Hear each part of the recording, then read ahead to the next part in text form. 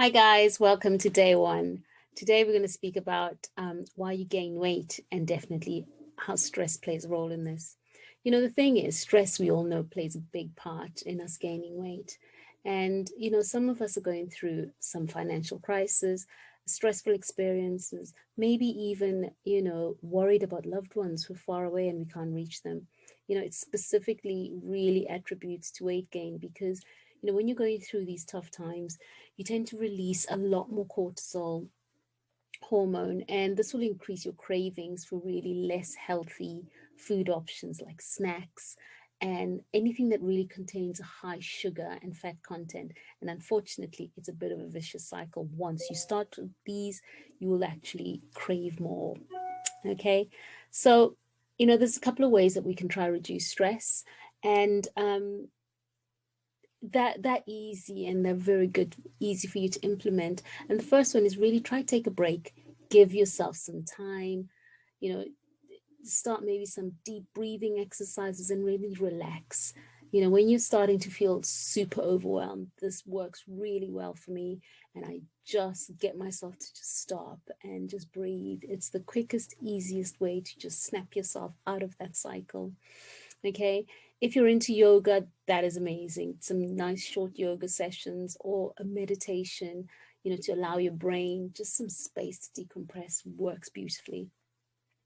Number two is you can just make exercise a priority. I don't mean start an exercise regime you didn't have before, just make it a priority.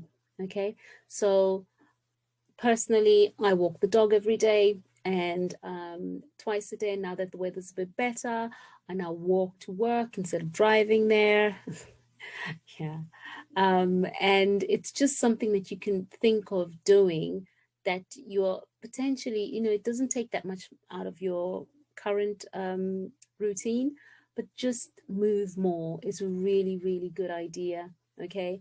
There are loads of home workouts that you guys can log into and try find, but just make sure you can incorporate exercise into your daily routine. Number three is really be mindful about what you eat. So you really need to try pay attention to what you eat, and it can just help get control of the whole food consumption issue.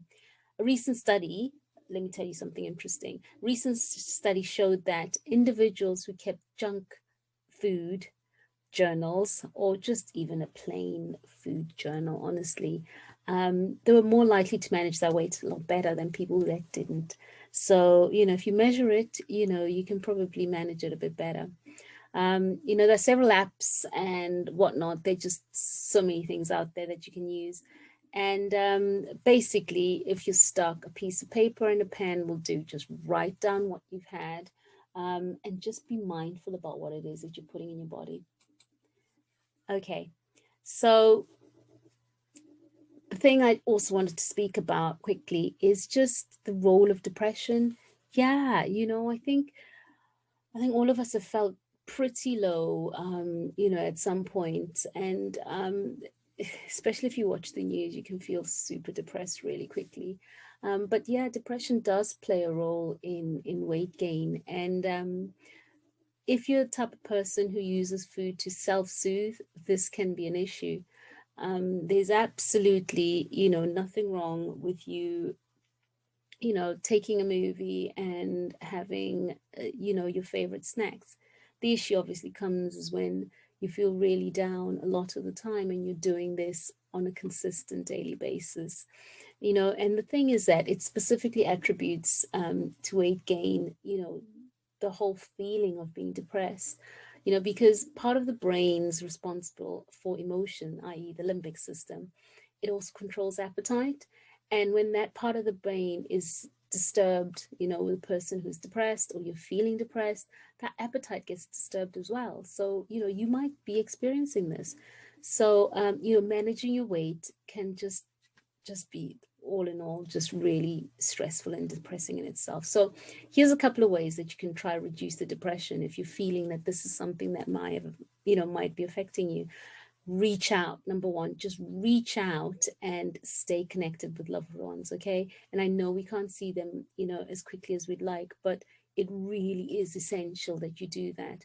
Chatting to somebody every day can make the biggest difference. So reaching out isn't a sign of weakness.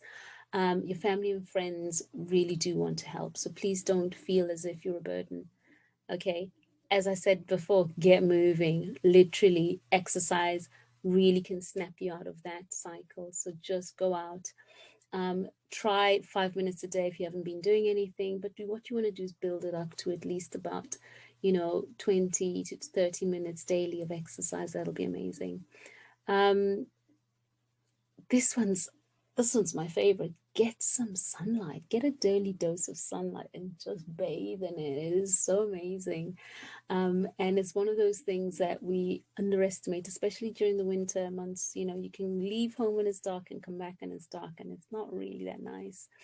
But, if you get your daily dose of sunlight, it's really helpful. It can boost your serotonin levels, and most importantly, you get your much needed vitamin D. Okay, so just do that. I'd say about 15 to 20 minutes a day, which is pretty much not even your entire lunchtime. All right, so try do that and make a concerted effort to go out and actually have a little bit of sun.